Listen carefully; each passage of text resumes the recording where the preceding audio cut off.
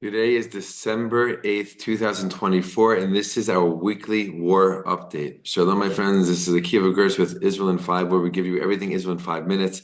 Please like and subscribe. And if you have any questions or want to keep the conversation going, please do so below in the comments. While the fighting continues in Gaza against the terrorist organization Hamas, and soldiers are fighting fiercely both in southern Gaza and in northern Gaza. And while Israeli soldiers are still in position in southern Lebanon, even after the ceasefire has taken hold a couple of weeks ago, as they have 60 days to leave their positions, and they're staying there to make sure that Hezbollah does not violate the ceasefire agreements and make sure that there are no more rockets shot at Israel. Well, all of that is in place and all that is true, and that is still a major emphasis and focus for Israel and specifically the Israeli army, the IDF. The new major focus right now is on the border with Syria.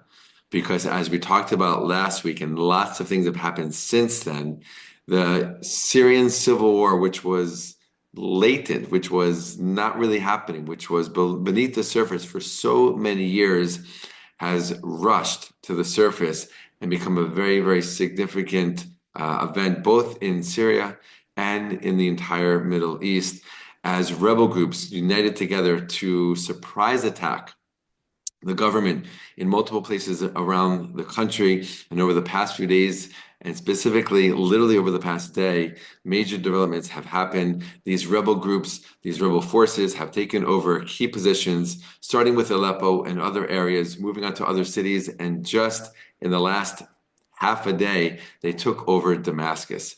And they have taken control over the government. They've taken control over the country.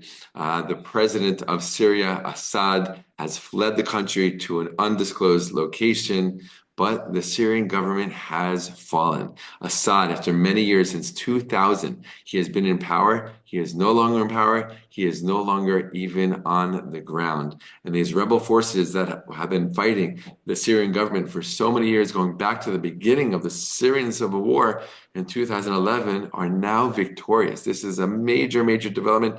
This is history in the making, that these rebels have succeeded in ousting Assad, ousting his government, and taking control of the country of Syria. Now, the big question is, what does this mean for Israel, and how did this happen? Let's start actually with the second question. Many reports are coming out that these rebels took advantage of a newly or recently created situation to fight once again in a lightning speed kind of way. Again, it's so important to note that the civil war has been going on for many, many years. But for the past many years, nothing really has been happening. We haven't heard much about it. We haven't heard much of anything out of Syria in terms of the civil war. Things stabilized greatly, though there were still tensions in existence. And again, just in the past week or so, rebel forces have, at a lightning pace, attacked the government and taken over key areas. And now this overthrow of the government is complete. So what were those conditions? What were those situations that they took advantage of? First of all, a weakened Hezbollah as a result of the war against Israel. A distracted and even weakened Russia in their war against Ukraine, and also you can say a weakened Iran as well. So these were the major players: Iran, Russia, and Hezbollah, who are helping to defend and to keep in power the Assad regime, going back to the early years of the Syrian civil war. And even though last week, after the rebels started taking over areas and Russia was bombing them, that was not enough. It wasn't strong enough. It wasn't big enough to keep them away. They continued, and they have succeeded. Now, again, what does this mean for Israel? Well, let's just say this. Israel has bolstered its troops on the Syrian border between Israel and Syria, in the Golan Heights specifically. That is where Israeli territory borders the country of Syria, in the Golan Heights. And they have brought up many more troops, many more forces, many more tanks to the Golan Heights in order to bolster its presence on the border and to be ready for any situation and any attempted infiltration or shooting at Israel from Syrian territory from these rebels. Also, in addition to that, for the first time since 1974, Israeli troops have entered into the buffer zone between Israel and Syria. This was a buffer zone that was created in the wake of, as a result of this 1973 Yom Kippur War, which was the last time that Israel actively fought Syria. Now, I'll just say as a quick aside, while Syria has been an enemy all of these years up until today, we have not actively fought Syria since 1973, which is saying a lot, right? An enemy, but a quiet enemy. What will happen now that that quiet enemy is out of power and new rebels with jihadist and Islamist elements as part of it? What will happen with them, between Israel and them? Time will only tell, but Israel is not taking any chances and has already upped its strength, upped its presence on the Golan Heights, on the border, and again has gone into this buffer zone for the first time since 1974.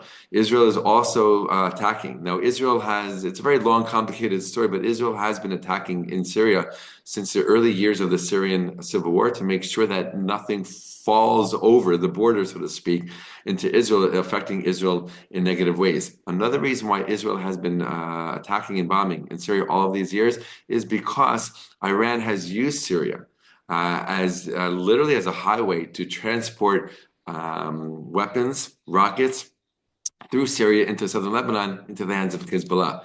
And Israel has obviously been observing this and keeping track of this and attacking as much as possible, whenever possible, making sure these weapons don't get into the hands of Hezbollah. So that's been a major kind of element of Israel's presence and activity in Syria now for years. For years, but now that activity is not only continuing but increasing. Israel has already destroyed in the last day or so a chemicals weapons facility in Syria out of fear that it will fall into the wrong hands and be used against Israel. That's a major fear of Israel right now, is that these rebels, these jihadists, these Islamists, what will they do as they take control over the country and they take control over the weapons of the country, of weapons of all kind? What will they do with them, and how will that impact Israel? Again, Israel is taking a proactive stance and making sure that they won't even be able to attack Israel with these things if they have the desire to do so. A lot going on. This is a major development, major news in the world, specifically in the Middle East. Hezbollah fighters have been seen fleeing Syria, going back the same way they came into Syria in just recent days from Lebanon. Israel is already bombing the border crossings between Lebanon and Syria because of that. Iranian troops that have been there for a long time and came in recent days because of this renewed conflict are also fleeing the country. So major things are happening, a great amount of fear. There's also a great amount of celebration on the streets of Syria because many of the people living in Syria hated the government, wanted to see the downfall of the government for so many years, since the beginning of the civil war in 2011. It's an important thing to note that in Islam, there's two major factions, the Sunni and the Shiite. Right? Iran is Shiite, Hezbollah is Shiite, and that's why they supported the government of Syria, the Assad regime, which is also Shiite, even though the country itself is majority Sunni. Right? That helps you to understand the conflict here as well and who's backing them. A lot going on. Things are still developing. That's an update on this war, on this new front, this brand new front for Israel. And yes, Israel is doing everything that it can to protect itself and doing amazing things. The soldiers now who got a break from Lebanon, so to speak, are now literally having to serve on a brand new front that just a week and a half ago, 2 weeks ago, never thought that that's where they would be located right now, but they are. They're doing what they need to do. And we're sending all of our prayers and support and blessings to the soldiers and our gratitude for keeping our country safe.